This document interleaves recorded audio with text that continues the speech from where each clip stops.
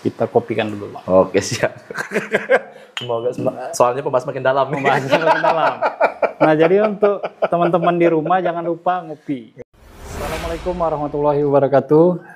Nah, hari ini kita ada project podcast. Itu Circle Podcast.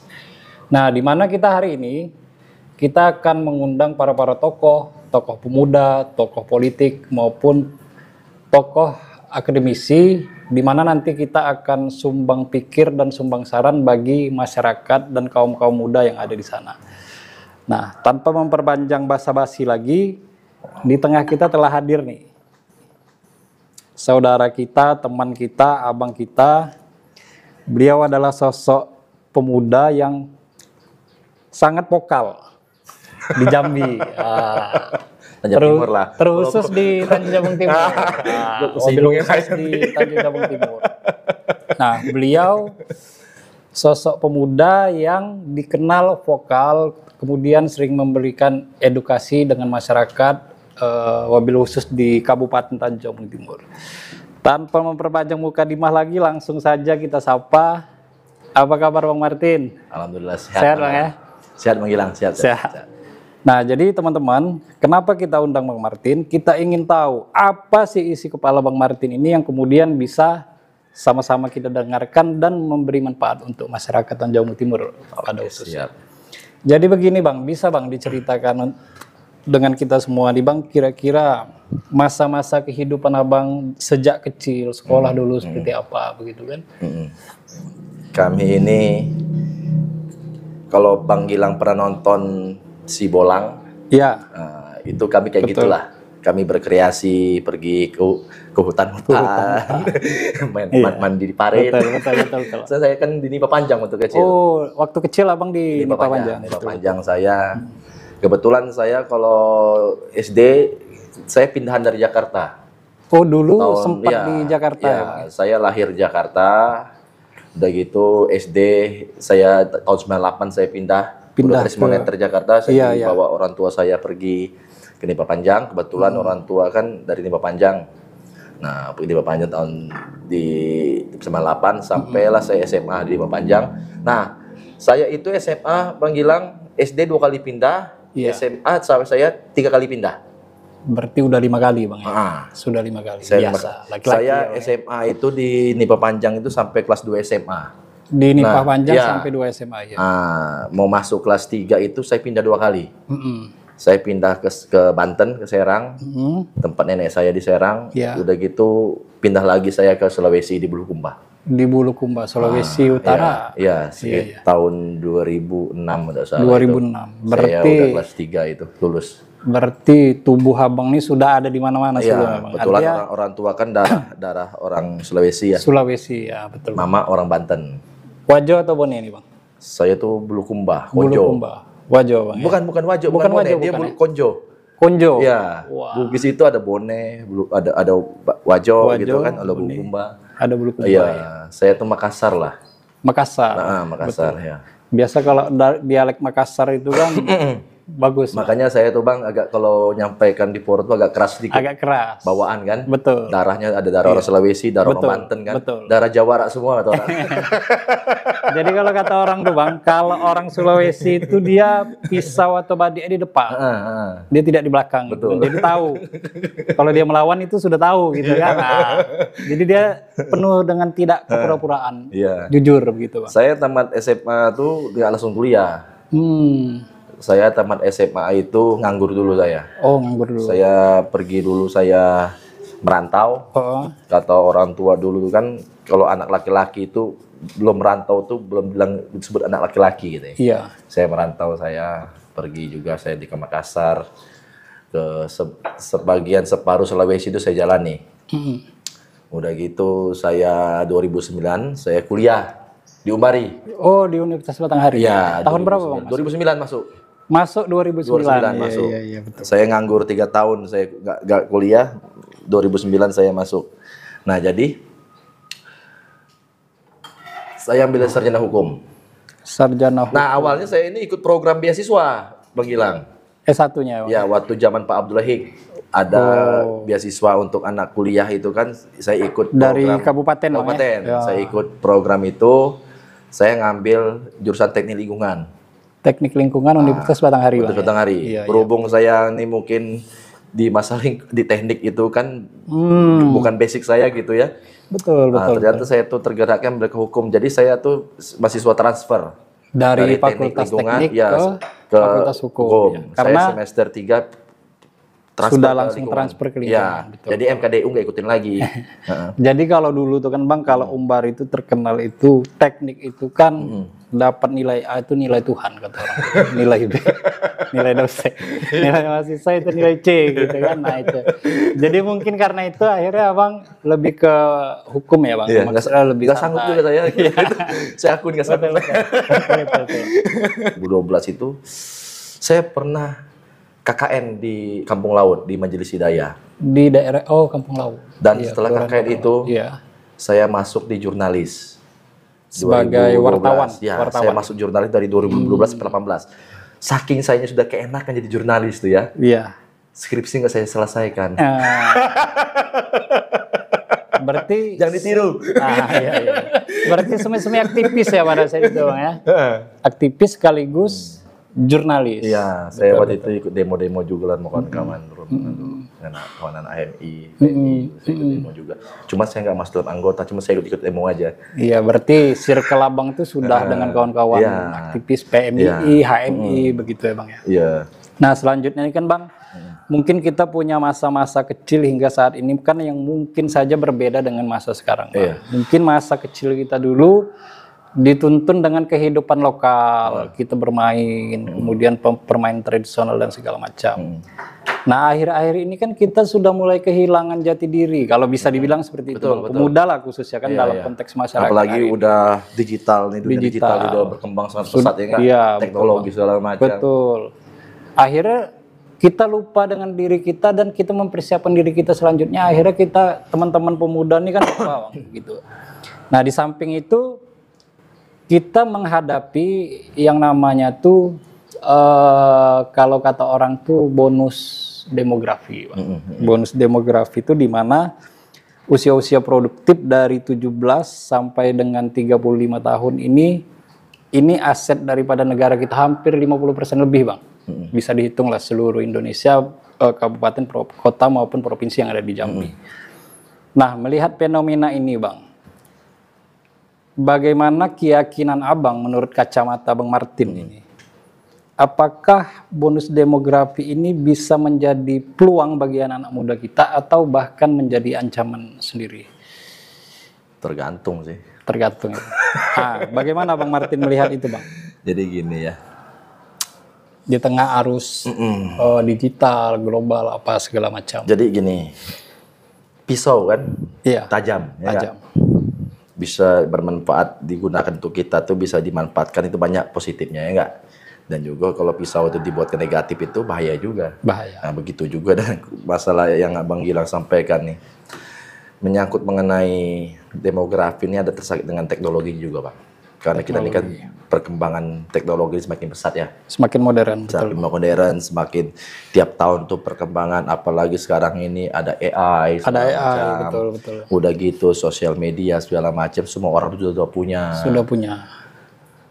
Yang saya khawatirkan itu kita ini masih belum sanggup nerima perkembangan itu. Kita ini masih belum bisa nerima perkembangan itu secara secara baik. Secara baik. Kadang-kadang masyarakat kita ini betul lah kata yang disampaikan kemarin saya baca di artikel segala macam. Indonesia ini salah satu negara yang minat bacanya kurang.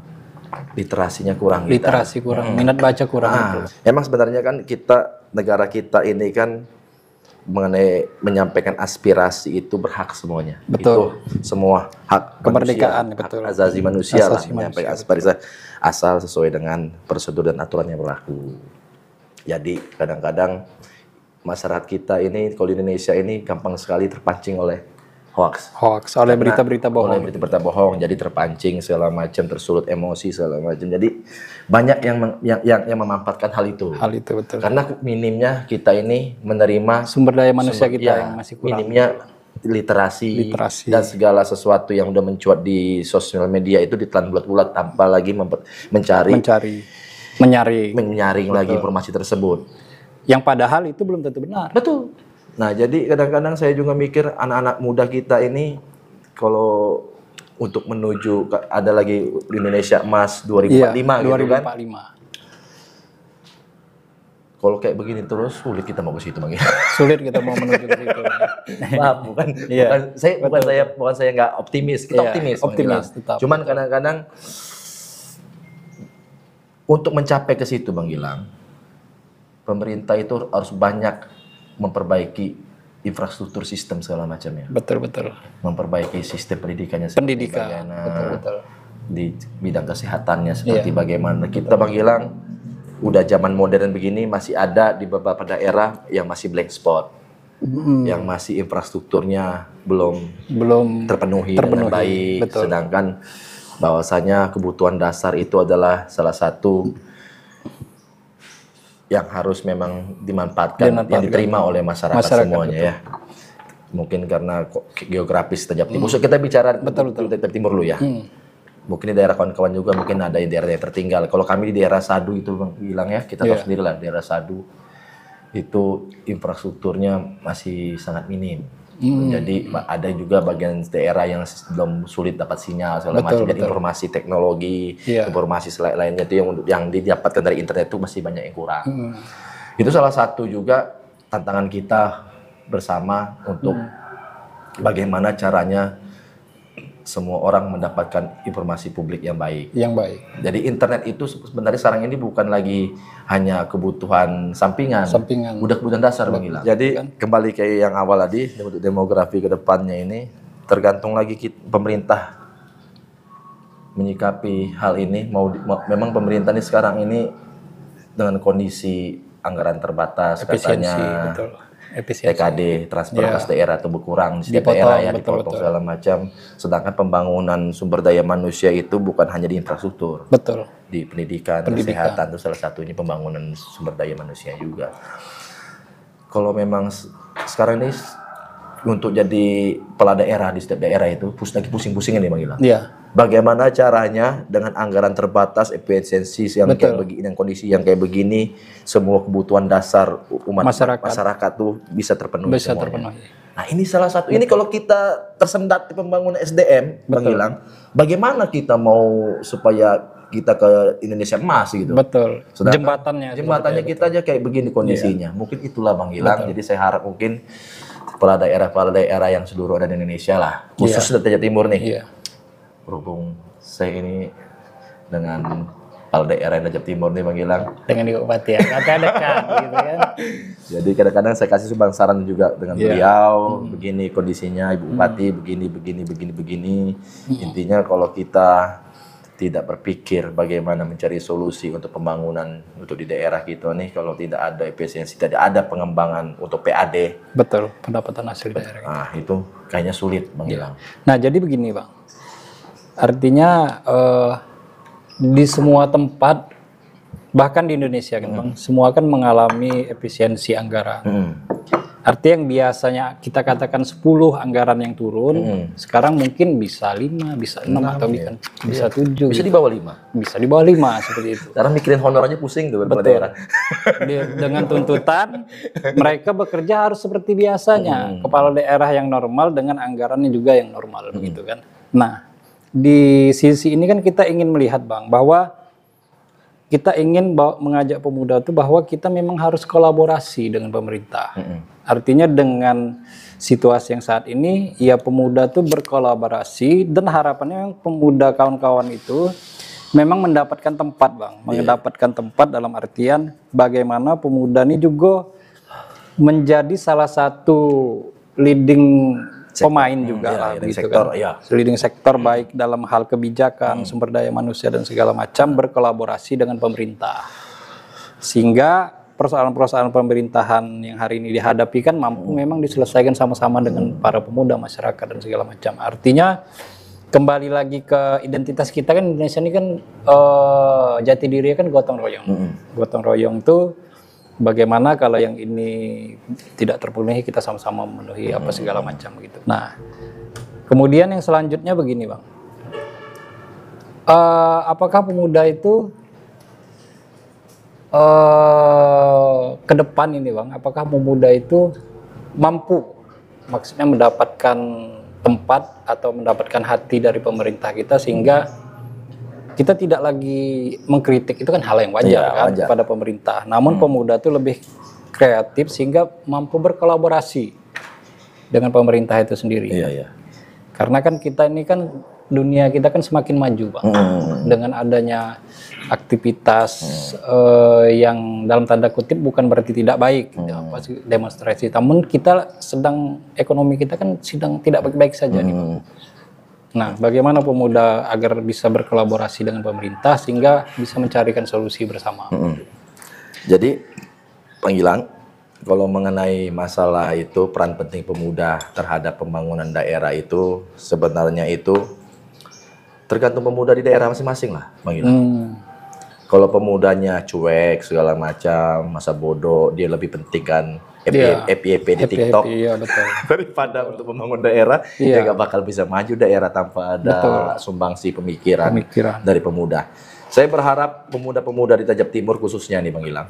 Saya berkaca di konteks di wilayah saya aja ya. Saya berharap pemuda Tajab Timur ini bisa lebih lagi berkarya. Bisa lebih lagi berpartisipasi untuk pembangunan dan kebijakan pemerintah, memberikan saran dan masukan di kebijakan pemerintah juga. Jadi bagaimana cara kita melakukan pemuda-pemuda ini bisa ikut andil untuk membangun daerah? Ya, kita bisa membangunkan minat ini dari organisasi-organisasi kepemudaan. Mungkin di situ ada Karang Taruna, KNPI, baik itu kalau di bidang olahraganya ada KONI, ya nggak, segala macem. Nah itu kalau kita memang yang jadi tantangan itu kan organisasi-organisasi ini kan bisa bergerak, ada kegiatan kan tergantung anggaran juga Bang Gil. Anggaran dari fasilitas. Apalagi tapi kan kita kembali lagi ke obrolan awal tadi, efisiensi anggaran dan segala macamnya ini itu menjadi PR buat kita. Betul. Dan betul kata Bang Gilang tadi, negara kita ini yaitu gotong royong. Ya enggak, salah satunya adalah gotong royong. Saya rasa juga untuk saat ini ya, yang saya lihat masyarakat ini sekarang untuk gotong royong itu sudah mulai berkurang. Lebih individualistik gitu. Iya, mereka lebih kecenderung ke masa bodoh gitu. Iya, betul. Kadang-kadang kita juga melihat fenomena kayak begini nih, mungkin udah perkembangannya atau bagaimana, jadi seolah-olah mereka itu lebih mentingkan gadgetnya daripada berkumpul tanpa gadget gitu, berkumpul untuk memberikan saran dan masukan, berdiskusi segala macam. Sebenarnya negara kita merdeka kan dari pemuda, Bang Gil. Betul. Para pemuda berkumpul, berbicara bagaimana. Sumpah Pemuda tahun 1928 itu salah satu penggeraknya para pemuda. Para pemuda. Ya nggak? Betul. Kita ini sebagai pemuda juga, pemuda itu kan bukan arti remaja. Bukan. Pemuda itu yang dimaksud itu di umur 40-an masih pemuda ya? Masih pemuda. Masih pemuda kan? Masih pemuda kan? Nah, itulah Bang Gilang. Jadi peran OKP itu penting untuk menggait pemuda-pemuda yang benar-benar, nggak semuanya pemuda yang berpikiran masa bodoh tuh ada. Masih banyak pemuda-pemuda kita yang peduli. Nah, ini lagi peran kita bagaimana caranya menggait pemuda-pemuda tersebut.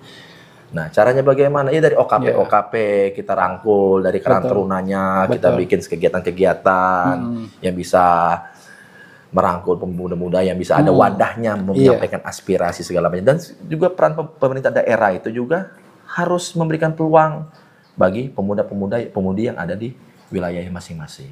Betul. Nah, ketika ada rangkulan itu dari OKP segala macam yang bisa menyatukan sumbang saran pemikiran, akan timbul semuanya.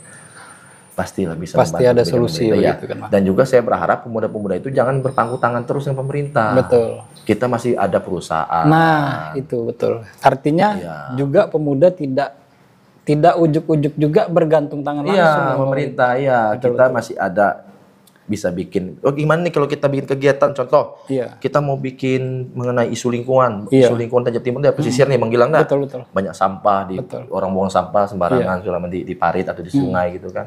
Bagaimana cara kita mencegah segala macam? Ya kita kan berkolaborasi lah. Betul, kesadaran yang diri. dibangkitkan. Iya, berkolaborasi dengan perusahaan, kita ngajukan contoh lah proposal, gitu, minta bantuan dukungan dana, support segala macam, dan juga dengan cara kita mungkin menyampaikan ke masyarakat, pemuda yang bergerak. Oh, Bapak Ibu, kalau kita buang sampah sembarangan ini dampak segala macam. Itu kan berbagai sosialisasi itu. Dengan perbuatan kecil gitu kan itu salah satu bentuk partisipasi untuk pemuda. Betul. Ya enggak? Betul, Bang. Banyak sebenarnya Bang Gilang, kalau anak-anak muda kita banyak yang pintar kok. Saya udah sering ketemu dengan anak muda yang berpikiran maju itu banyak. Cuma mereka belum ada wadahnya aja. Kadang-kadang masih kurang wadah gitu. Betul. Nah, begini juga Bang, yang menjadi perhatian penting juga kita nih Bang. Wabil khusus di Kabupaten Tanjung Jabung Timur ini kan Bang. Tadi saya nyambung cerita Bang bahwa Tanjung Jabung Timur ini kan masuk di kawasan pesisir. Artinya garis pantai kita kan cukup panjang nih Bang. Nah, 170 km loh. 100 paling terpanjang di Jambi. 70 km. Secara segitulah. Koreksi kalau salah ya. Nanti teman-teman boleh dikoreksi nanti. Nah, jadi begini Bang. Artinya di situ contoh lah di Tanjung Solo itu Bang. Di Tanjung Solo itu kan hampir mata pencarian di Nipah kemudian kan. Daerah pesisir lah ya. Daerah pesisir lah Bang. Di gitu Simbur kan. naik, di Simbur naik, Lambur dan segala macam. Itu kan mata pencaharian mereka kan nelayan. Nah, orang tuanya nelayan begitu kan. Tapi Abang melihat nggak kira-kira pemuda kita nih Bang, pemuda kita ada nggak yang masih mau menjadi nelayan sama seperti orang tuanya seperti itu? Karena kan ini kita berbicara identitas daerah nih Bang. Kalau anak-anak muda udah nggak mau lagi nangkap ikan, orang tuanya nggak ada lagi, nanti udah nggak ada lagi ikan yang bisa diakses kan. Penerusnya nggak ada. Kemudian yang kedua pertanian di Tanjung Timur. Nah, sekarang anak-anak muda malu jadi petani. Betul sih. Padahal itu kan mulia kan. Padahal itu kan mulia. Nah, itu kayak mana tuh maksudnya? Malu menjadi petani kemudian juga malu. Jadi begini, nelayan. Kalau saya menyikapi hal itu, Bang Gilang, ini saya sepengetahuan penyampaian saya ini. Jadi tergantung Bang. Ada orang tuanya nelayan, anaknya nggak mau nelayan. Mungkin sekarang kalau saya lihat nih pemuda-pemuda ini masih ngejar P3K Bang, ngejar PNS, P3K dan P3K tadi petani.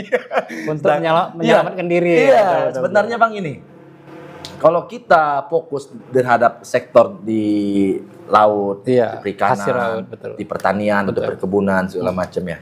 Karena kan identitas kita. Jadi gini, pemuda itu sebenarnya dia itu pengennya anak-anak yang sekarang ini kalau saya lihat yang simpel-simpel aja gitu. Yang penting besok aku kuliah, dapat ini gelar sarjana, aku mau daftar P3K atau PNS segala macam, gitu. Tenang hidup aku lah. Sebenarnya nggak usah jadi PNS juga kita, kalau kita bisa mengembangkan di sektor nelayan. Di pertanian, perkebunan itu hasilnya lebih dari PNS kan. Iya. Selain itu juga kebutuhan dasar kita di masyarakat bisa juga. Jadi Bang Gila, kenapa anak-anak itu lebih pikirannya tidak mau jadi nelayan, orang tuanya nelayan nggak mau jadi nelayan.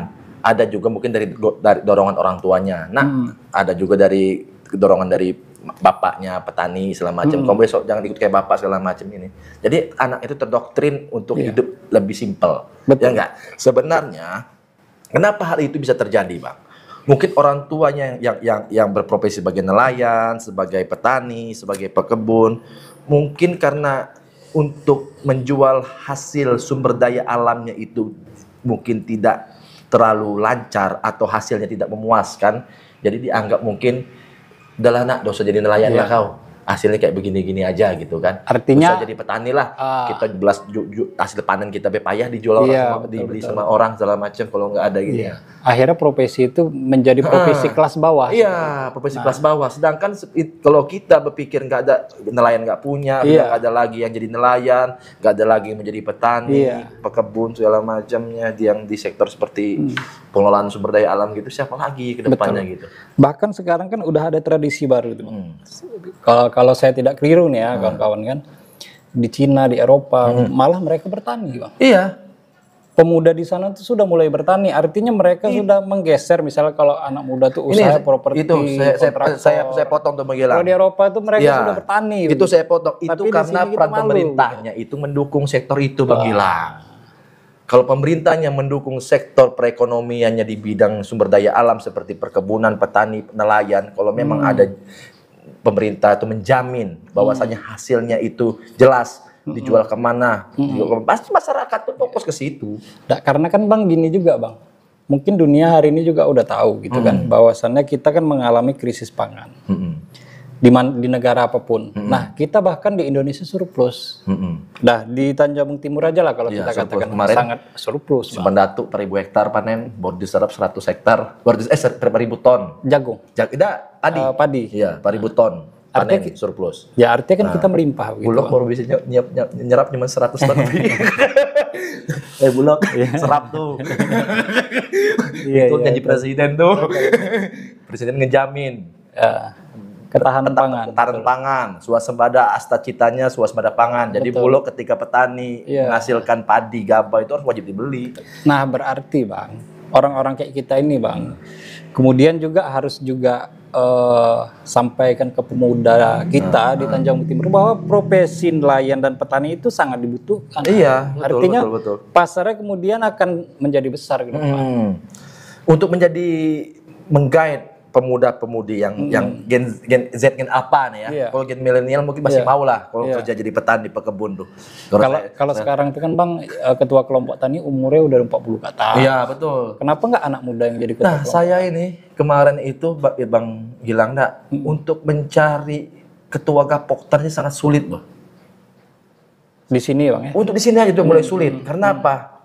Karena udah nggak ada lagi ya pengganti beliau itu ke siapa gitu nah. Betul. Karena kita udah mulai berkurang ini. Siapa yang paham tentang pertanian, paham tentang perikanan, tentang perkebunan itu mulai berkurang. Nah, ini yang sangat disayangkan nih. Kenapa?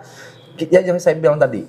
Bagaimana pemerintahan juga harus berperan penting di sini, Bang. Bagaimana caranya menjamin bahwasanya profesi ini sangat baik. Betul. Menjaminnya bagaimana? Contoh yang saya bilang tadi, saya ulang lagi tadi nih. Hasil ketika menjadi nelayan, ketika nelayan mendapatkan hasil perikanannya, bagaimana caranya supaya hasilnya ini bisa lebih dapat banyak lagi buat nelayannya. Petaninya juga udah bisa nanam padi, nanam jagung segala macam, dijaminlah oleh pemerintah bahwasanya semua yang dihasilkan oleh petani yang bertani jagung segala macam, hasil panennya dijamin dibeli oleh pemerintah. Ini yang harus dijamin. Ketika ini ada garansi dijamin oleh pemerintah, saya pastikan pemuda-pemudi di Jawa Timur ini pasti mau dia bertani. Menjadi petani kan? Dan nelayan, Di samping kita juga mengedukasi. Edukasi di lapangan juga begitu Bang. Betul. Kita udah panjang lebar nih Bang. Bicara pemuda dari petani, nelayan, tantangan pemuda, digitalisasi demografi dan segala macam. Demografi dan segala macam. Kita kopikan dulu Bang. Oke, siap. Semoga soalnya pembahas makin dalam. Nah, jadi untuk teman-teman di rumah jangan lupa ngopi. Agar kita bisa lebih rileks dan para pemuda pun bisa lebih berpikir jernih. Ngopi. Nah, kita nyambung cerita kita tadi, Bang. Yang pertama, kita membahas udah kita tadi malu untuk menjadi nelayan, malu, jadi petani malu. Kemudian tantangan dan segala macamnya sudah kita bahas. Nah, yang terakhir ini, Bang. Yang menjadi masalah pemuda kita ini dari SMP bahkan SMA sampai dengan hari ini. Banyak pemuda kita itu terjebak dengan yang namanya judi online. Judi online kemudian narkoba. Nah, narkoba apalagi begitu kan, Bang. Nah, bagaimana Bang melihat fenomena yang terjadi ini kan? Nah, di samping itu kan kita mempersiapkan nih pemuda 2024 nih, generasi emas begitu. 2045. Nah, bagaimana Bang? Abang melihat kacamata seorang Bang Martin melihat ini begitu. Itulah yang saya sampaikan, bahwasanya teknologi dan digitalisasi ini berkembang sangat pesat. Jika tidak ada gerakan yang sangat masif untuk mencegah dan kesadaran pemuda itu sendiri. Mencegah dari peran pemerintah dulu nih, mencegah bagaimana contoh judi online ya. Sekarang kita nih HP kita smartphone semua nih. Betul. Nah, kawan-kawan di balik layar pun juga ada smartphone segala macam. Sangat mudah untuk mengakses judi online itu sangat gampang. Dulu orang berjudi itu pakai lapak ya segala macam ya. Gampang bisa digerebek sama aparat penegak hukum segala macam gampang. Jadi untuk meminimalisir hal itu ya Kominfo lagi. Betul. Pendidikan ya, Kementerian Kominfo, guru-guru SMP, SMA, Kominfo bagaimana untuk memblokir situs-situs tersebut dan juga edukasi, sosialisasi terhadap dampaknya judi online itu seperti apa. Jadi gini Bang, judi online itu nggak jauh dari narkoba, ya nggak? Kalau udah judi online kawannya narkoba. Iya. Otomatis itu. Jadi gini, di Tajab Timur ini, khusus di Tajab Timur ya, wilayah pesisir paling panjang di Provinsi Jambi, tentu pelabuhan-pelabuhan tikus itu banyak Bang. Barang-barang haram itu masuk ke wilayah kita ini banyak caranya. Betul. Dan juga saya sempat baca artikel juga, entah di mana, di berita atau bagaimana itu, Tajab Timur ini salah satu akses utama untuk peredaran tersebut. Ya nggak? Tanjung Timur, Tanjung Barat. Karena dia kawasan pesisir. Iya, pesisir. Di arah pesisir. Tapi Tajab Barat, Tajab Timur itu paling, yang Tajab Barat, Tajab Timur ini wilayah pesisir yang paling banyak, ya nggak? Aksesnya paling banyak, masuk barang-barang itu ketika sudah, bagaimana, saya pernah dengar konspirasi nih Bang. Kita kembali dulu ya ke belakang. Teori-teori konspirasi. Teori konspirasi itu ya. Negara luar itu ingin menghancurkan kedaulatan negara kita, Indonesia. Itu tapi bukan dengan senjata, Bang. Dengan senjata, bukan dengan perang. Iya. Dengan narkoba dan judi online. Ketika pemuda kita diserang oleh narkoba, generasi mudanya diserang narkoba, nanti untuk generasi ke depannya untuk estafet pemimpinan bangsa ini. Karena kan kita nih generasi yang selanjutnya. Iya. Kan? Setelah generasi ketika itu dihantam dengan narkoba segala macam, hancur negara ini ke depannya, Bang. 2045 itu nonsen lagi. Untuk menjadi emas itu. Untuk menjadi emas iya. Itu. Untuk menjadi perak aja udah syukur, Bang. Tapi kan begini juga, Bang. Kita perlu optimisme juga untuk menghadapi situasi ini. Artinya pesimisme itu bagian daripada kekhawatiran kita. Di samping itu juga kemudian kita kan menjadi individu yang kemudian berperan juga di tengah masyarakat itu. Ya kalau kita berdua nih apalah begitu kan? Iyalah Bang, nggak mampu. Terbatas, kita tidak punya kekuasaan, kita tidak punya kebijakan seperti itu. Tapi kalau Abang menyampaikan itu mungkin tunggu saya jadi 2009 nyala. 2029, iya. Promosi sekalian, Bang. Promosi sekalian ya. Iya. 2009 kita maju.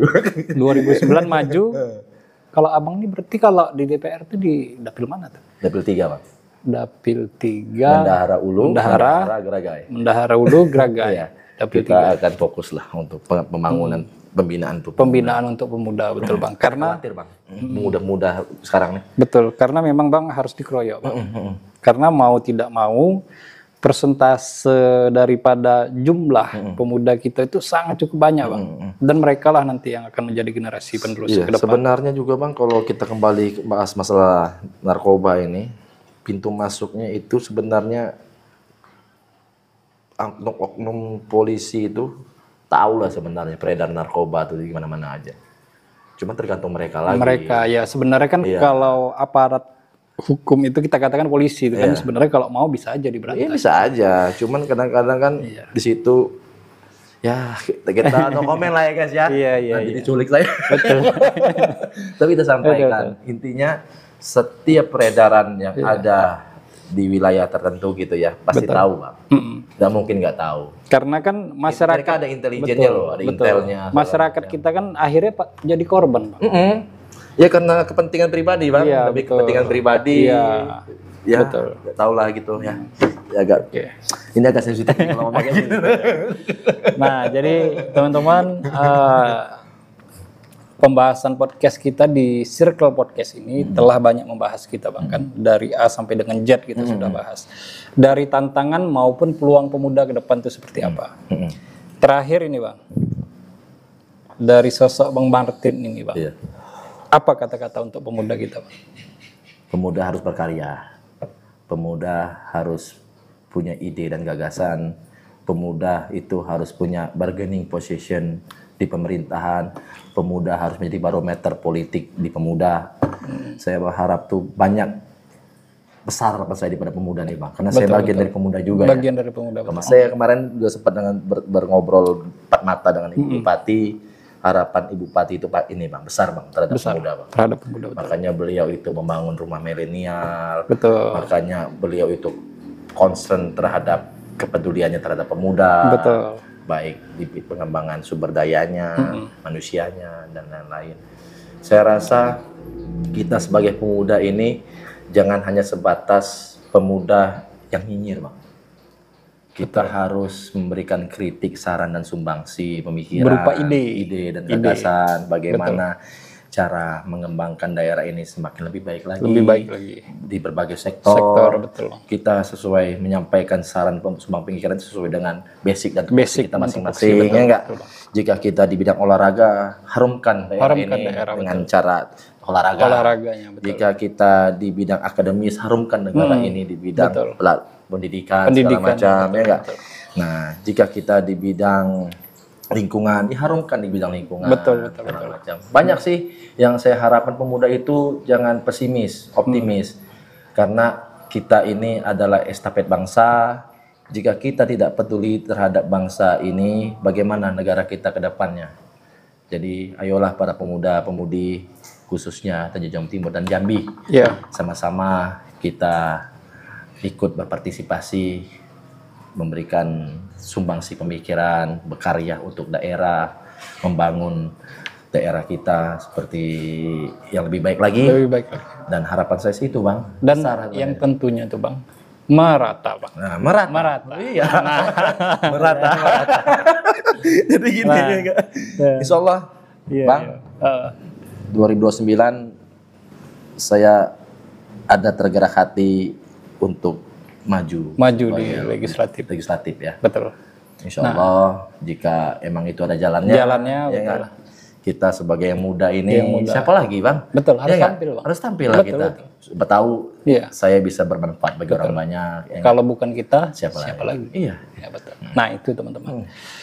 Nah, jadi begitu banyak yang sudah kita bicarakan, mudah-mudahan apa yang kita diskusikan ini, Bang, ini menjadi saran negatif bagi pemuda kita di luar sana, bagi masyarakat juga, bahwa marilah kita bangun optimisme pada diri kita yang kemudian kita persiapkan diri kita masa depan kita menyongsong masa depan yang lebih baik. Nah, untuk selanjutnya, terima kasih kepada teman-teman semuanya. Jangan lupa saksikan terus channel kita, channel YouTube kita di podcast Circle Podcast. Ya. Tempat para tokoh berbicara. Tempat para tokoh mengeluarkan ide-ide cemerlang. Berarti alhamdulillah saya termasuk di akar tokoh ya. Termasuk tokoh. Itu dia. Terima kasih teman-teman semua. Saya akhiri. Wassalamualaikum warahmatullahi wabarakatuh.